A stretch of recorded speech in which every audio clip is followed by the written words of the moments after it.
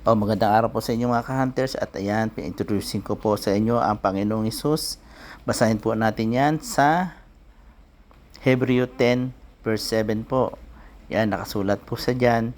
Ang sabi po, "Then said I, Lo, I come in the volume of the book, it is written on me." Yan po yon, si Jesus Christ po. At yung sa kanan po, yan po ang pagkakasabi o pagkakasali naman po ng NIV. Ayan po. Magbasa po tayo ng tamang Biblia mga ka-hunters, na sa ganun hindi po tayo maligaw. Okay po? Talakayin po ulit natin yan sa susunod sa susunod na video ang aking ipalalabas. Maraming pong salamat.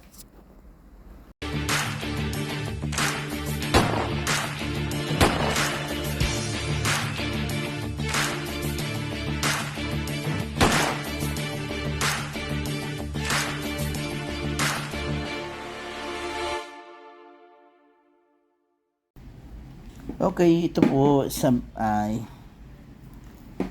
ayan, dumako na po tayo dito sa ating talakayan. Yan, una po pakikilala sa inyo, 5 piso na round po. Luminaw ka, ayan. Ayan po ang nito, ang error po nito. Bakit ayaw makisama si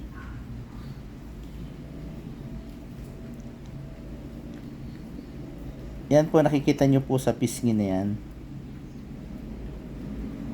Nagkaroon po sa yan ng strike dito. Tsaka sa ilong po. At kung mapupuna po natin sa gilid po na yan, yan din po yun. Strike din po yan. Nagaling po sa die. Ayan, nahati po yung ilong. Tapos dito sa may pisngi. Okay? Yan, pwede nating maibenta ito 100 pesos. O higit pa. May taong 2019. Yan, mga ka-hunters. At ito naman po. Makisama. Ayan. Sa 2020 mga ka-hunters, panakakuha na po kayo nito. Okay lang po nating itabi to. Napakaswerte nga po noong mga nakauna nitong makahanap ng 2020 round na 5 peso, kasi nung mga panahon na yun, siyempre mahirap pang hagilap o bihira pa tayo makikita, kaya naibenta po nila na magandang presyo. Pero sa ngayon po, siguro sa 100 pesos mataas na po. Ayan. Kasi marami na po na lumalabas nito round na 2020. Siguro nga baka this coming Christmas po ay maglabasan pa ito. 2020 po. Ito naman po yung 5 piso na frosted po. Taong 2018. Ito po yung bihira na. Yan. Kita nyo po yung nagmumuti. Yan yung pinakang frost. Overs and reverse po ito mga ka-hunters. Yan po. Ito po yung pinakang luster nyo. Yan o. Yan, 50 pesos. Yan, ganyan condition.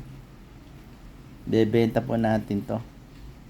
Sabi ko nga po, kung may kung may account tayo sa mga eBay, sa mga carousel dyan, pwede tayo magpresyo ng maganda-ganda dyan. Pero kung sa mga tao po, kasi yung sa mga eBay po kasi, sa mga website po kasi, iba-iba po yung tumitingin yan. Okay po. At yan, bago tayo magpatuloy, yan, coin traders for buyer and seller mga ka-hunter. Kung nais nyo pong mag-post ng mga ibinebenta nyo, mga barya, yan po, pwede po kayong mag-post niyan. Libre lang naman po yan. Yan po ay mga nakalink sa ibang mga website or Facebook page. Yan, ito, okay po, yan, tuloy na po tayo. At ito po yung frosted po na 5 peso. Ay, 5 peso, 25 centimo pala. 25 centimo na may taong 2019 lower mint mark. Yan. Overs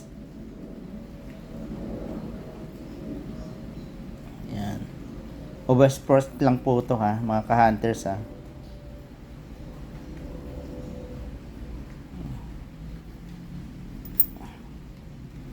Ayan.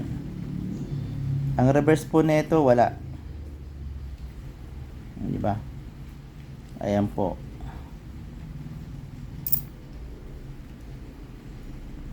Yan, 25. Okay, ayan po mga ka-hunters. Mabili sa atin ng 50 pesos. Oh, di na po masama yan. 50 pesos mga ka-hunters. Kung tutuusin nga lang po nito, eh, wala pong error to, kundi yun lamang, ito lamang po.